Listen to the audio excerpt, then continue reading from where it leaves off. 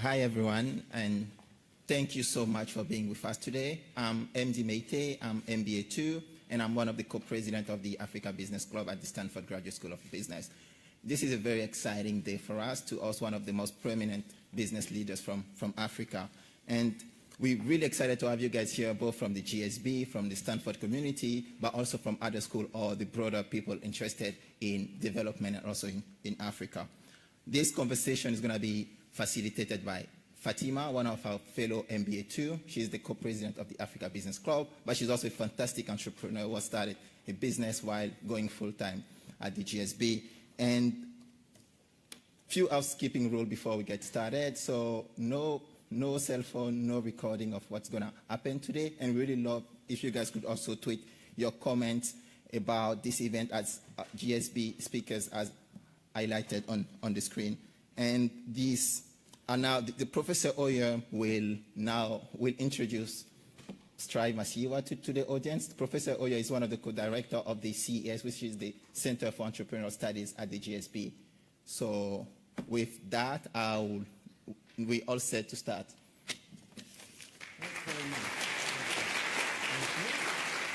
very much. Appreciate that. Hi, thanks. On behalf of the Center for Entrepreneurial Studies and the African Business Club, it is my pleasure to welcome Strive Masiyiwa to the GSB today.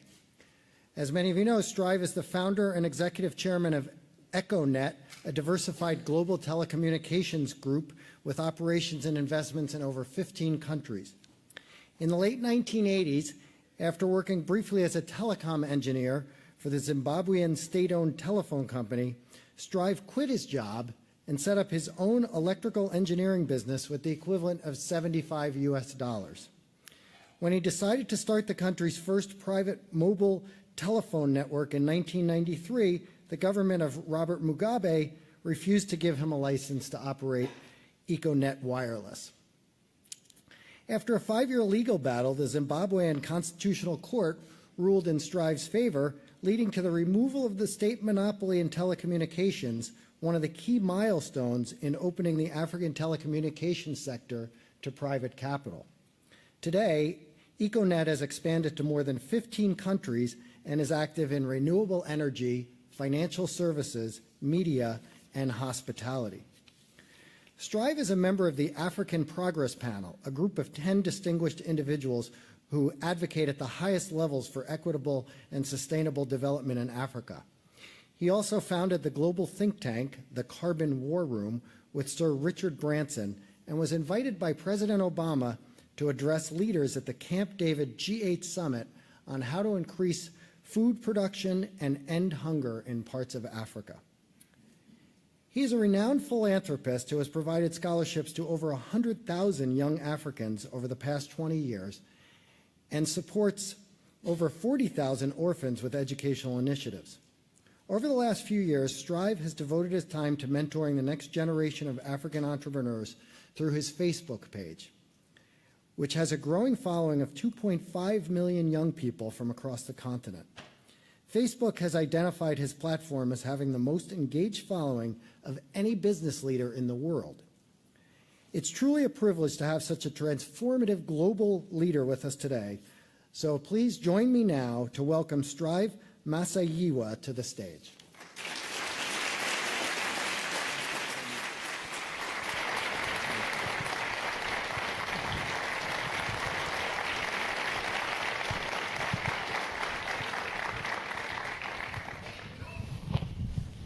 Wow.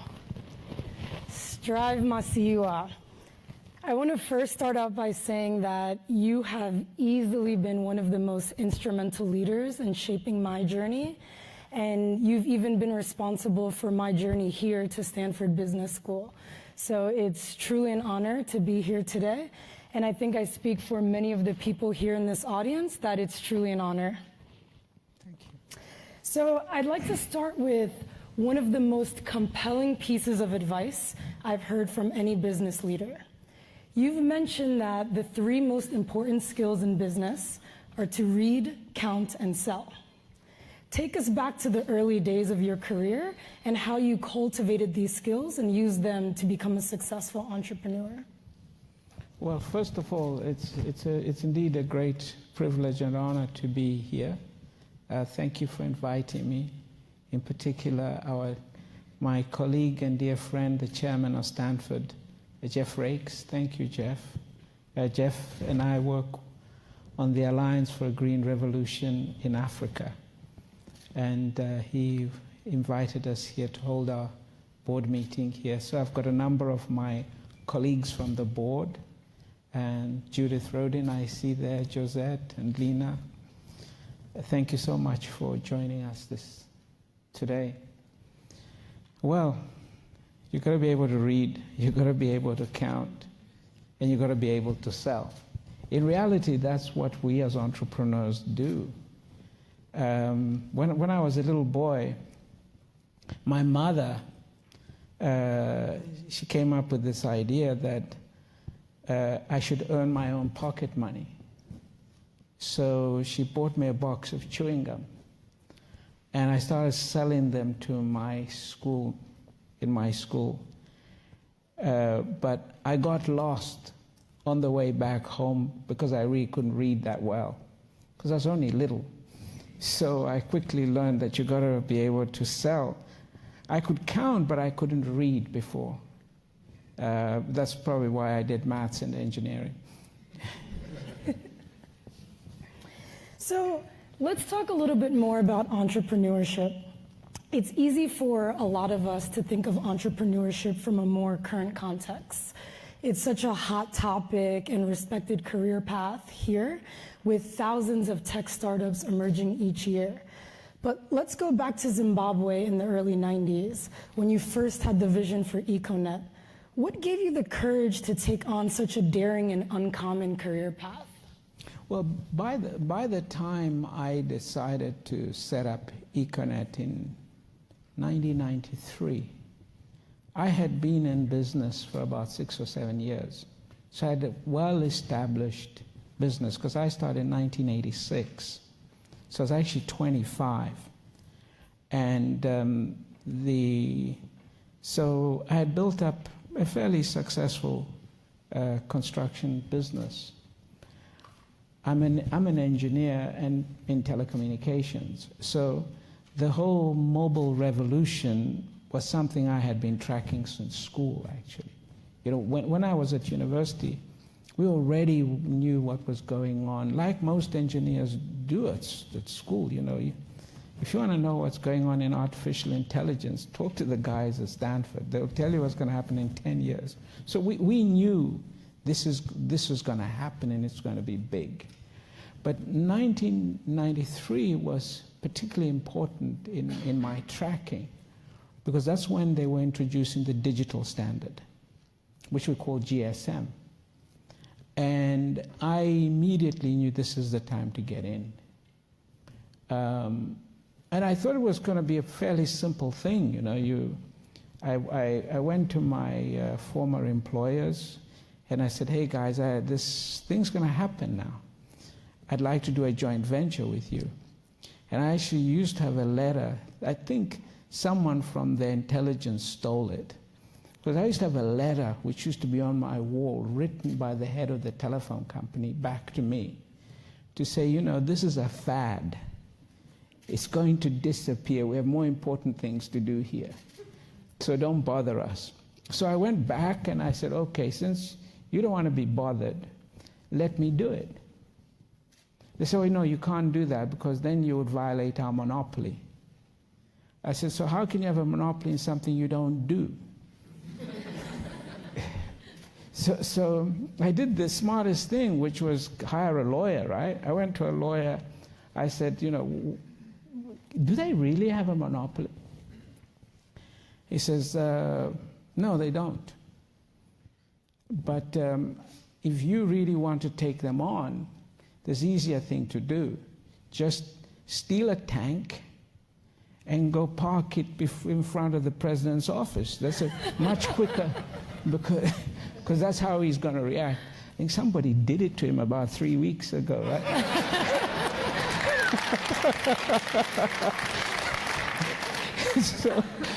so we won't go into that. So Anyway, I took them to court. And I hired a lawyer from New York, an amazing American lawyer called Judith O'Neill. And she was a specialist in telecommunications law, but she couldn't practice in our jurisdiction. And she read the law and she said to me, you know, you've got a point.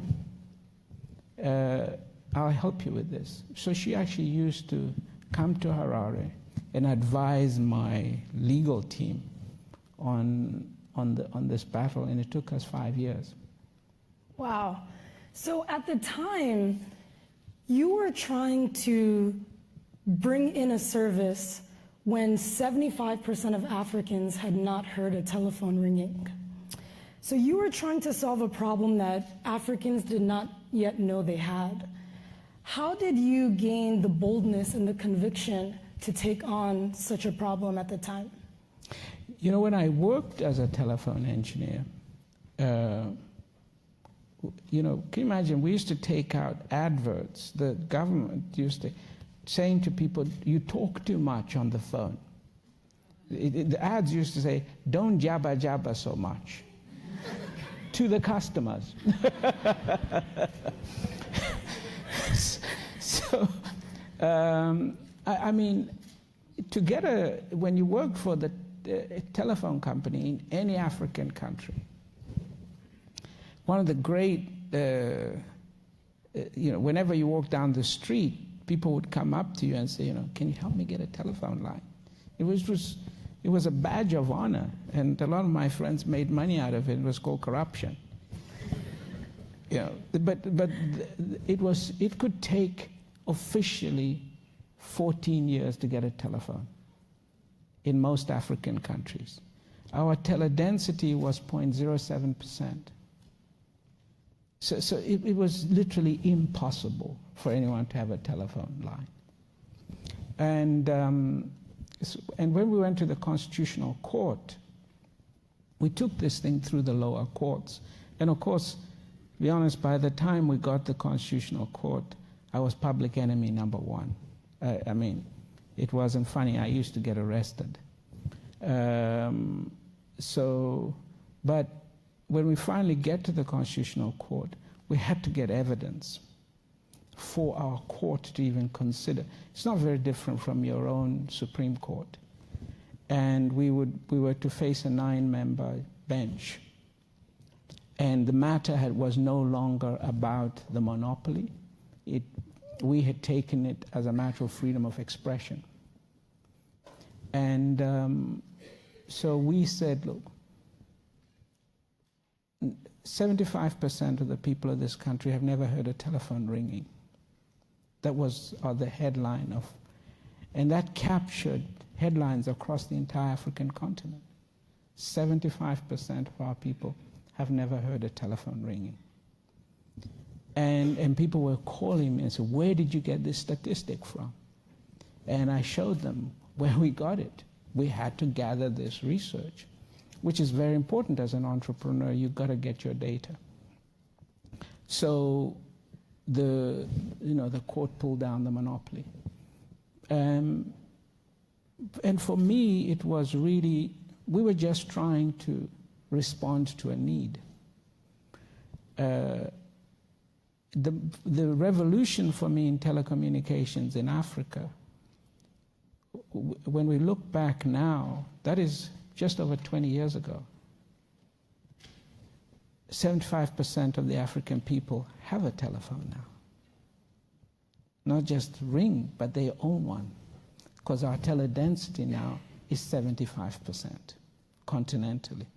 Some countries like Botswana, well, you know, they're 120%, 130%. I don't know how they do that stat, but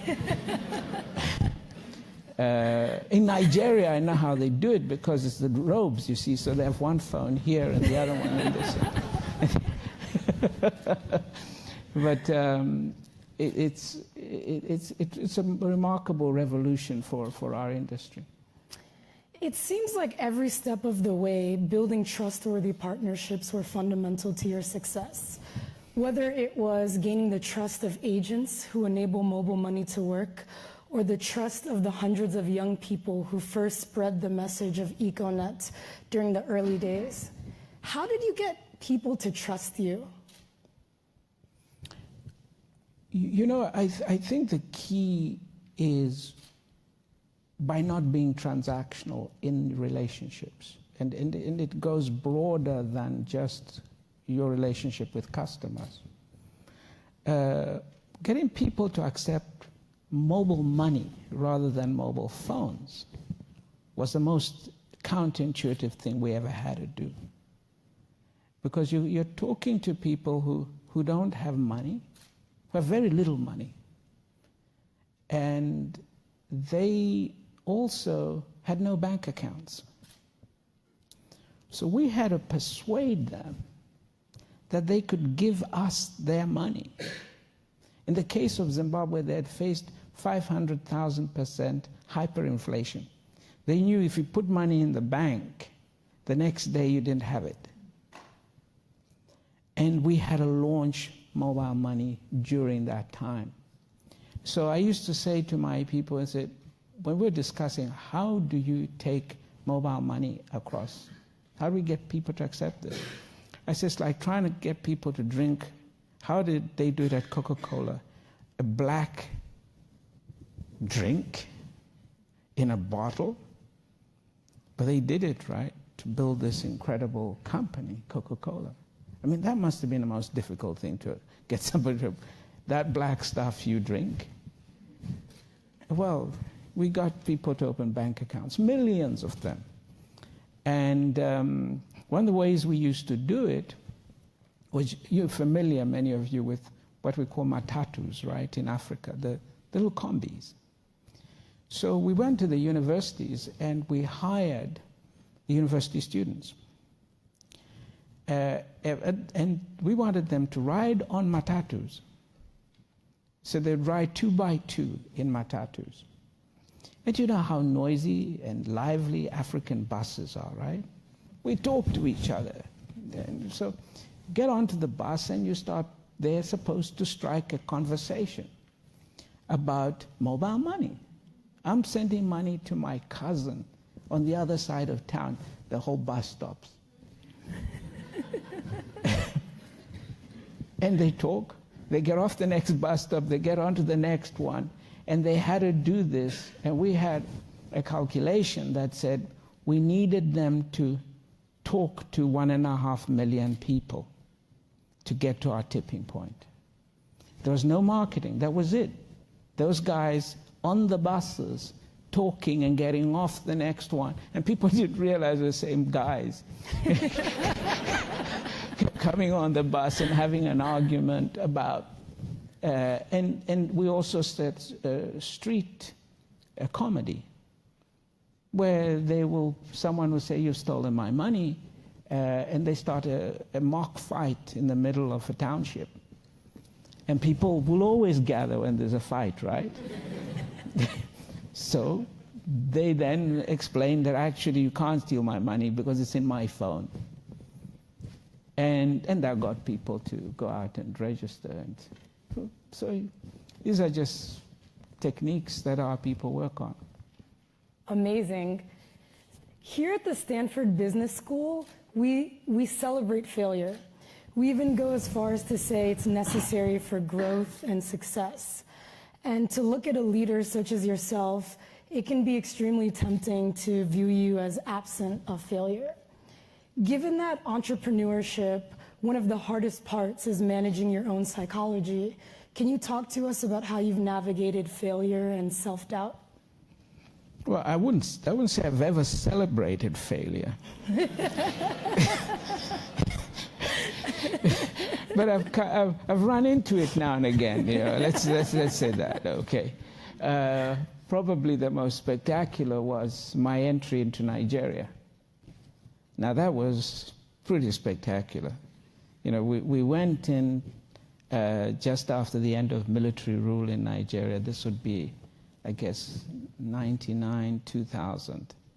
And biggest 1 in 5 black people in the world is a Nigerian. And this is some market. And we were trying to get in. And we went in, and of course, we had to build a consortium. And Nigeria was particularly difficult. Today, you got billions of dollars going into Nigeria. But if you look back in 2000, 2001, there was no mobile industry in Nigeria. And no one was putting money into Nigeria. I remember going around the banks in South Africa and investors, and they said, "Are you mad? You want to go to Nigeria?" I said, "We have to be in Nigeria. If you're going to be in business in Africa, you have to be in Nigeria, period." So we went in, and we built a consortium of Nigerian high net worth businesses and business leaders and so forth to bid for a license, and the government had set up an auction system. And they became the most expensive, even to this day, licenses ever issued in sub-Sahara, south of the Sahara. I know in Tunisia something paid more for it. But we paid in 2001 $285 million for a license. And a year into the business, one of my partners walked in and put a bill on the table for one of the state governors and said, "You got to pay us each $4 million or we throw you out of the country." So I got thrown out of the country and lost, pretty much got kicked out of that investment. It took me 10 years of international arbitration to win back our investment that we had lost. And along the way, I had that governor jailed, spent 13 years in British prison after making the mistake of going to Dubai, got picked up by Interpol. I mean, it's a known fact that I was a witness against him for corruption. So, that was bittersweet, very difficult time for us. But there were a lot of entrepreneurial lessons. And after 5 years, we went back into Nigeria, and the fastest growing parts of our businesses are in Nigeria today. So we learned a lot, but it was really, really difficult, and there were no celebrations. Except when I got the Arbitral Award, which is the biggest in African history. So there was a nice end to it. You've been sought out by many leaders such as Barack Obama. But who do you look to for inspiration? Are there any up-and-coming young leaders on the continent that inspire you about the future of Africa? Absolutely. When I started that Facebook page, my daughter, I didn't know that my daughter was at college in the US, was sharing things I was sending her with her friends. So she started saying to me, "But my friends think you should talk about this." I said, "What friends?" She said, "Well, we share everything." So we then got to start working on this Facebook page. And the most interesting part for me is reading the comments. I just get absolutely inspired by the comments of young Africans from virtually every corner of the continent who are running businesses in extraordinary situations that even I couldn't have imagined. And they're making a success of it. So I really get inspired by what our young entrepreneurs are doing. And I'm in constant conversations with them on Facebook. I even know some of them, I go into meetings, I say, "Hey, where's Austin?" and stuff like this, and they come. Because they're doing amazing things. And but you've got people like Juliana Rotich, the young Kenyan woman who built Ushahidi. We've got Fred. Is Fred here today? Fred Swaniker, the African Leadership Academy. Many of you know Fred is an alumni Stanford. I mean, these are the guys who are going to totally transform our continent and the world, to be honest. But you know, it's not so much. I mean, it's a great privilege, of course, when you can have a conversation with people like President Obama, who I knew before he was president, and I always remind him that, you know, I'm 8 months older. It's just to, you know, this helps you to get a stability, and man, it's such a great success. But in Africa, it matters. I'm senior brother. So no. But really, it's people I work with over the years. People like Dr. Judith Rodin. She's here. She's the former president of the Rockefeller Foundation. She's been an amazing mentor to me over the last 10 years, particularly in understanding philanthropy. Because many of us as entrepreneurs, when we set out to go into philanthropy, we actually don't know how it works. And you need to be talking to people like Dr. Rodin to understand. So it's a lot of people that I work with over a very, very long time that I turn to when I face challenges. Shifting to philanthropy a bit, in addition to your success as an entrepreneur, you've funded the education of over 40,000 children across Zimbabwe and Africa. How must it feel to have come so far from humble beginnings, and what has motivated you to give back in such an extraordinary way? Well, first of all, I'm really excited this week because we just got an announcement that we got a Rhodes Scholar out of our program this year. Wow.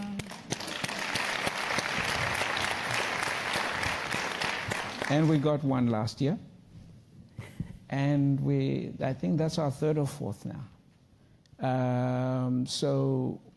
And it began like a lot of things. I don't think my wife and I sat down and said, you know, let's give back.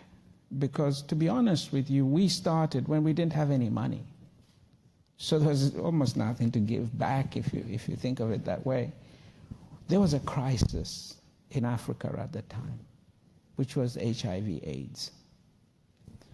People were dying on a scale you cannot imagine. If in my small business, I was burying members of my workforce every week. You know, we actually thought we were all going to die. That's how it felt living in Africa in 1990, 91 because of the HIV crisis. And what made the crisis so difficult were the children. What would we do with the children? I knew what happens when children don't go to school. We had Liberia to tell us about that. Child soldiers, all sorts of challenges. You could rip apart a country if these kids did not go to school. So for us, it was responding to that, and we came up with this model, which my wife then said she was going to run full time. It was basically, if we can find a relative to the child, rather than try to institutionalize any children, let's find their relatives and tell their relatives we will meet the economic side. We'll pay for school fees, we'll give you some food, we'll help with clothing, and so forth. So it began as a little program really around our own employees. And we probably had 50 when my wife kind of began to do it on a full-time basis. And she'd come from work and she would just make sure these kids were looked after. And one day, just walked in and said, actually, there are 5,000 that we now help. And we've extended it beyond the company because people keep bringing these kids to us. So we built it from there. And as of this year, 20 odd years into it, we've assisted 250,000 that went through our system of education. We began to, wherever we went, the first thing we told our management teams, if we went to Botswana or Zambia, any country, you've got to set up the program, you've got to support it. So we support it across every single country where we operate. And then we select from those kids the really high performers. What do you do if it's 16 and you've got a genius on your hands? Do you say, go home? We just treat them like our own kids. We help them apply for scholarships to Stanford and Harvard and wherever. So we have 354 in the United States this year of our kids. And we've got some in China, some in the UK, and so forth. And we help them along. And so it's been a great program to see.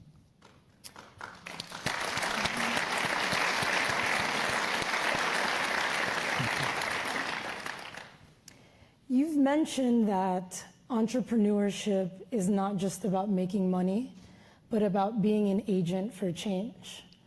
There's many people here in this audience who have large dreams of going into the world and being catalysts for transformative change. What do you think we should know? And most importantly today, what is your call to action for us? First of all, don't wait until you've made your billion. Okay, I know everyone at Stanford ends up making $1 billion once they're entrepreneurs, right? I mean, that's why you come to Stanford, right?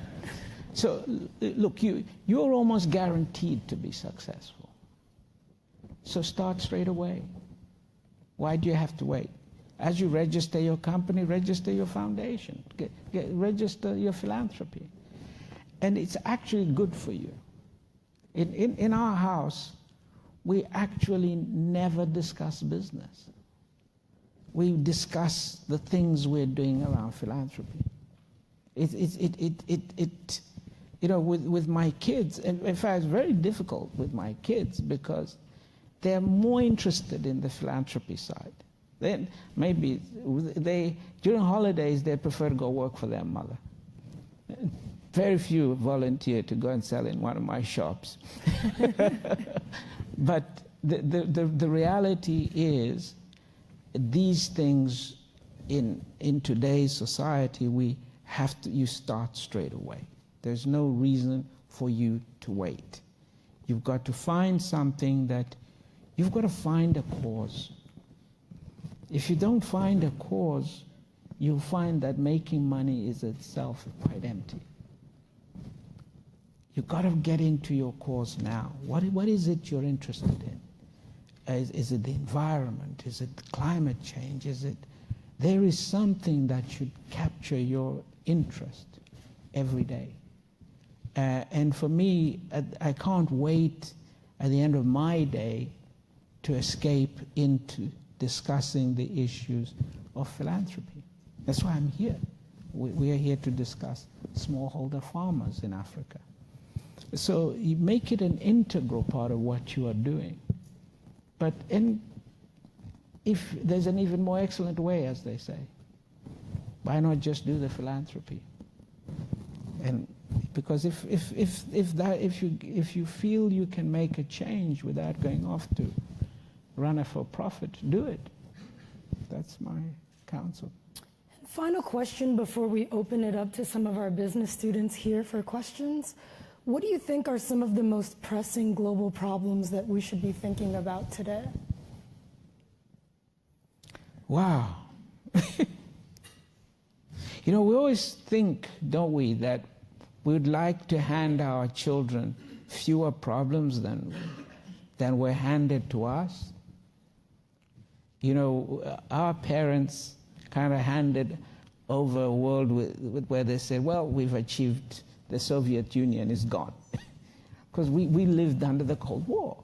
And not so sure we're handing over a great world to you at the moment. I'm sorry about that. You've got a few problems that you're going to have to deal with. Of course, top of mind for me is climate change. Because it doesn't give us, we don't have a planet B, somebody said. We don't get another shot at it if we don't get into it now.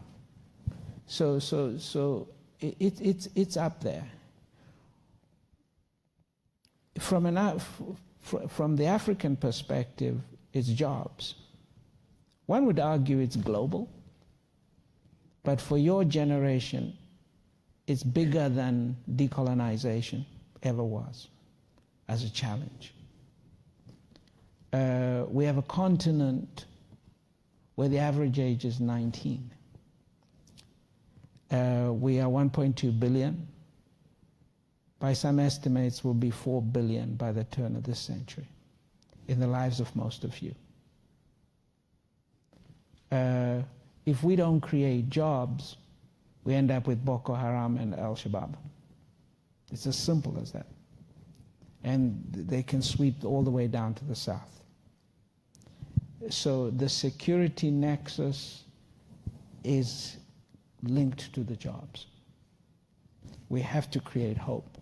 You know, when I think of the people trying to cross the Mediterranean, sometimes you read reports of 500 drownings a week in the Mediterranean. We almost forget that they had to cross the Sahara first to get to the Mediterranean. And yet we have a continent with so much resources, so much capacity. So it's an extraordinary charge for us while we are still able to do something, but an even greater challenge for our children. But it's also global. I think the stability of the world, the future of the world, will to a great extent be shaped by our response to this.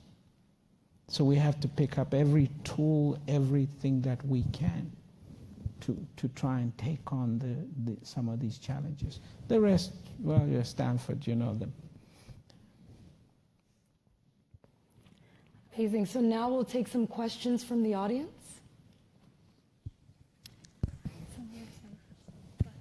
Hi, Shariv. Thank you so much for being here. I really appreciate it.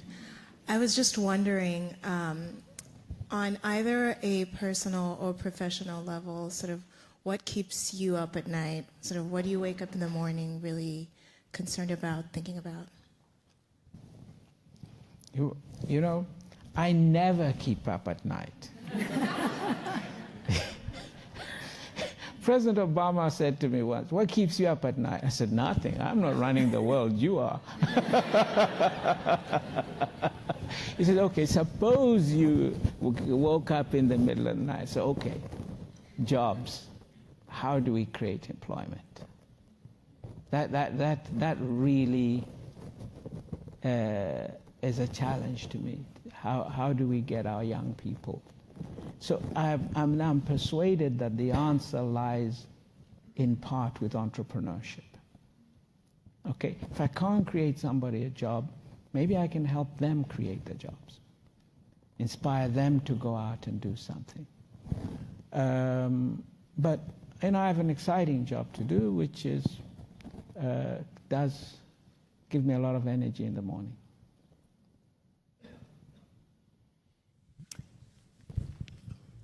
We have a question right up here. Okay. Thank you so much for this opportunity. I mean, I had always dreamed to come very close to you. My name is Brian, and I'm from Zimbabwe. So my question was, I understand after you finished your undergraduate in Germany or somewhere in Europe, I'm no longer sure, you went back to Zimbabwe to work, in Africa, and then start to build your ideas from the continent. What advice would you give to someone who is graduating right now, or maybe to be specific, graduating in 2020? Do you think it's best for us, if we dream of changing our continent through entrepreneurship, to first start work here and gain some skills, or to go and work maybe in parastatals that we think would want to change in the future? Yeah, thank you. That's quite multifaceted. I think, there's no simple answer to this. I wish I could say that. But what I can say to you the sooner you, if you have an intention to get home and work there, the sooner you go, the better.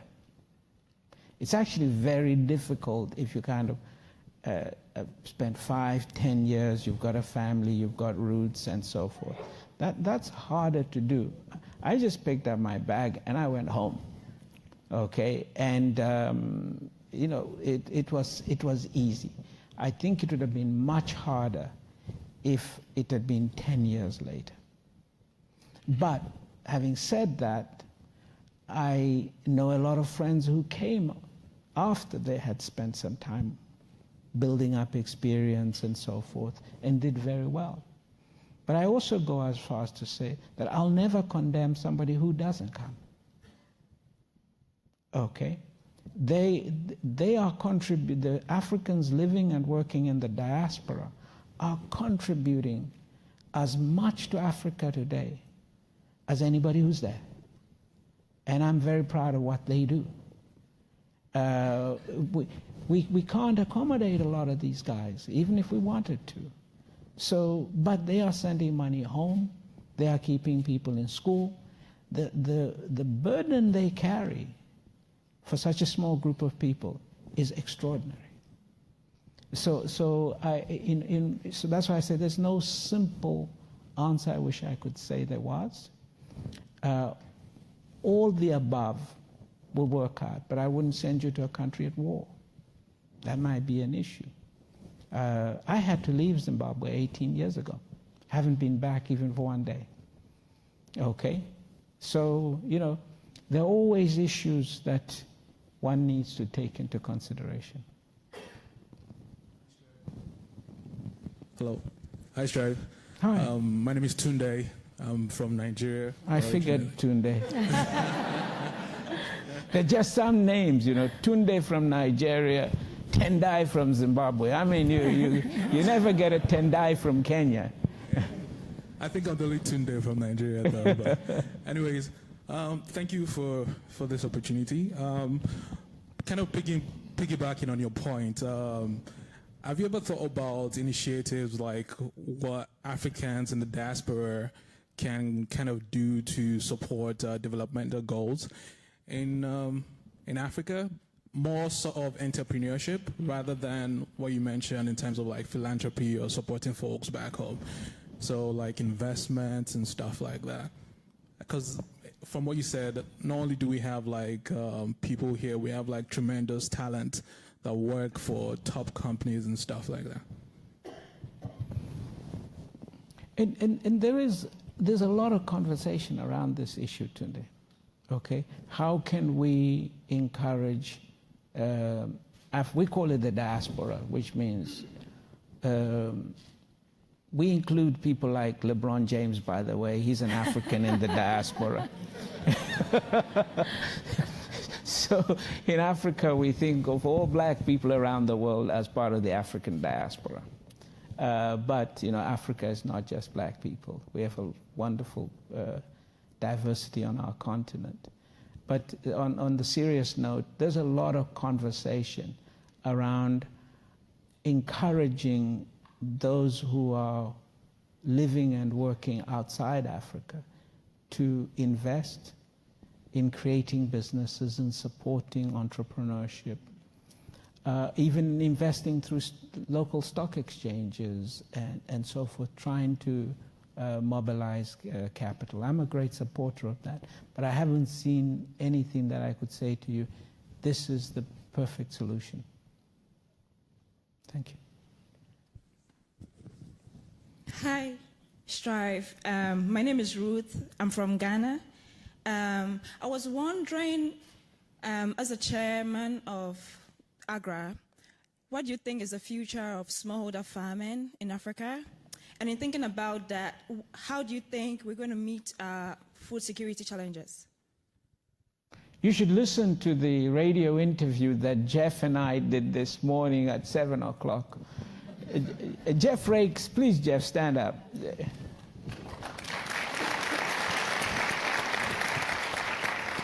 He's the chairman of your esteemed university, but has been a member of the AGRA board for many, many years and helped set it up.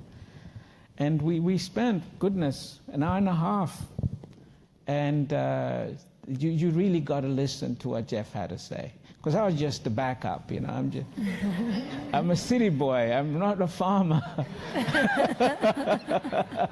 But I've learned a few things. And amongst them, of course, you know, 70% of our food production in Africa is done by women, smallholder farmers. And they are aging. It's a paradox for us. We've got millions of young people without jobs, but they're not interested in agriculture. And rightly so. It's not sustainable. What we've got to do is to put in place a policy framework that makes agriculture, modernizes the way we do agriculture, looks at agriculture as an industry, sustains the incomes of smallholder farmers, increases their incomes. And this is what we are trying to do from the perspective of AGRA. We are investing and catalyzing in small businesses. We've created over 100 seed companies in Africa. And these seed companies now produce a third of all the certified seed produced on the African continent. It's phenomenal in 10 years. They produce enough seed to feed 15 million people every year. So we're trying to help 30 million smallholder households. So the smallholder farmer is the absolute bedrock of Africa. If there's no nation, China, Europe, the United States, that ever got going without sorting out their agriculture. So to the extent that, so we've got to put in place the right framework from a policy perspective, and that's what we work to try and encourage governments to do. Ensure that there is sustained domestic investment, both from governments, from entrepreneurs, and create a stable environment for farmers, markets, ensuring they get access to seeds, and there's a whole value chain around it. So there's a lot of space in agriculture. Hi, Mr. Masiyiwa. I'm Elmer from Angola. Here at the GSP, we are taught a lot about managerial practices that we're supposed to implement to increase the likelihood of success. But those are mostly premised on the existence of certain factors, such as the enforceability of the rule of law or the existence of a highly qualified labor market. People that have succeeded in developing economies in spite of those obstacles are usually associated with the ruling regime. I think it's fair to say that you are not one of those people, but you still succeeded. So how did you do that? And for those of us that are still working on our first billion or million or thousand, what sort of advice would you give us? Thank you. You know, somebody asked Richard Branson, how do I become a billionaire? And he said, he says, how do I become a millionaire? He says, you know, start with $1 billion and buy an airline. So you can keep, but I understand where you want to go. you know, it's one of my challenges when I'm advising young entrepreneurs from different African countries, because, you know, there are different types of governments. There are different situations on the ground. And how do I advise someone from Togo and someone in South Africa, Zimbabwe or Zambia? You know, because I can't be, so what I try to do is to teach principles that will make you a success as an entrepreneur, irrespective of the conditions. And one of my mantras is to say the entrepreneur must train like a soldier. We fight in the conditions, not the conditions.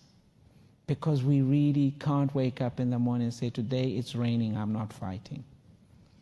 So the challenges are there. But the thing is, Africa is full of entrepreneurs. Entrepreneurship is alive and well in Africa.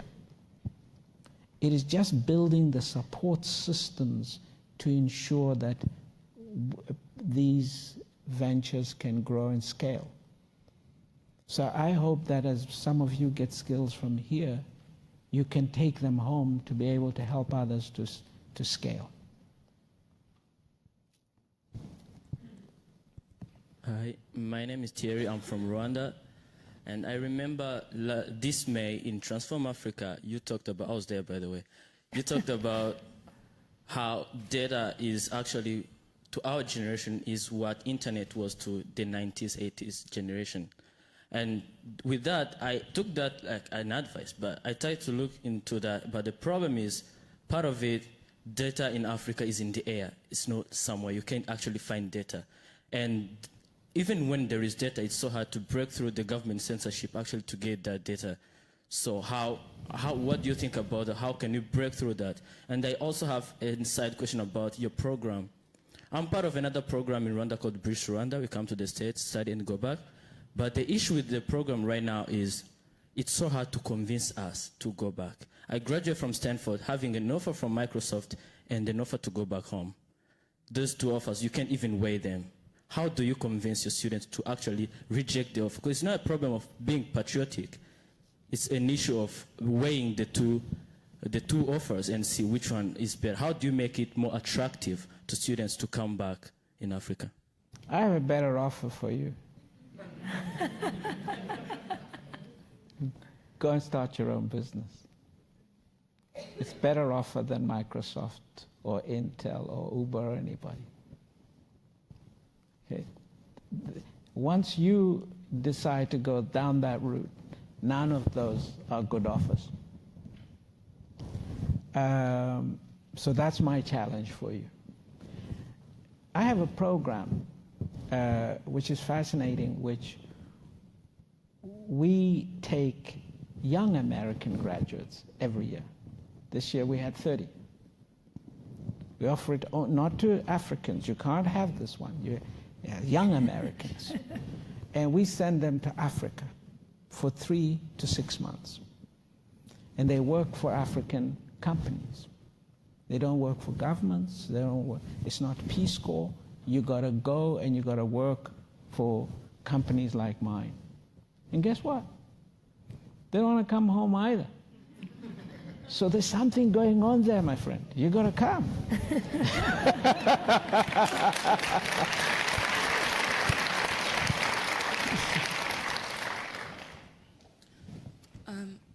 Good afternoon. My name is Daphne Masiyiwa. I'm from Zimbabwe, and fortunately, I'm one of your Andrew Young scholars. I graduated from Spelman College this past May. So I have a background in biochemistry, and I am interested in addressing health problems in developing countries, mostly, particularly in diagnostics, because I feel like those diseases such as malaria, HIV, tuberculosis have been neglected mostly. And I'm interested in someday owning my own biotechnology company in Zimbabwe to address matters in Zimbabwe, because it's very, very important for us to have such facilities that allow us to try and solve our own problems using our own resources. So what would you give, what advice would you give a young person like myself with no background in business, but interested in making such changes to our continent, to the place that we come from? Wow, that's great. We have a program with Morehouse College. So Andrew Young came to me and said, why don't you have a program just for Morehouse? So I said, okay. So we did a deal where we would send 10 students to Morehouse. But I forgot that was only men. So we ended up doing the identical program at Spelman, and that's where the Andrew Young program she talks about comes from. So we send these amazing young people there, and this is the future of Africa. Look,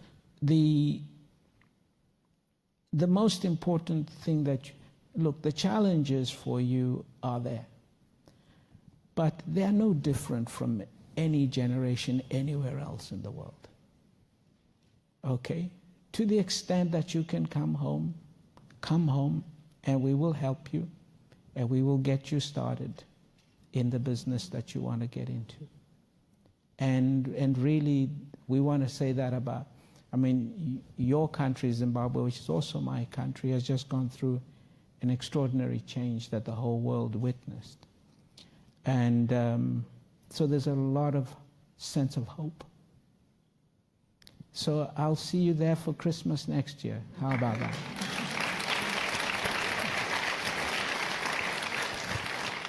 So I know there's still tons of questions in the audience, but you'll have to post it to his Facebook page because we're out of time now. But I think that we all agree that it's been phenomenal. And let's give another round of applause to Strive.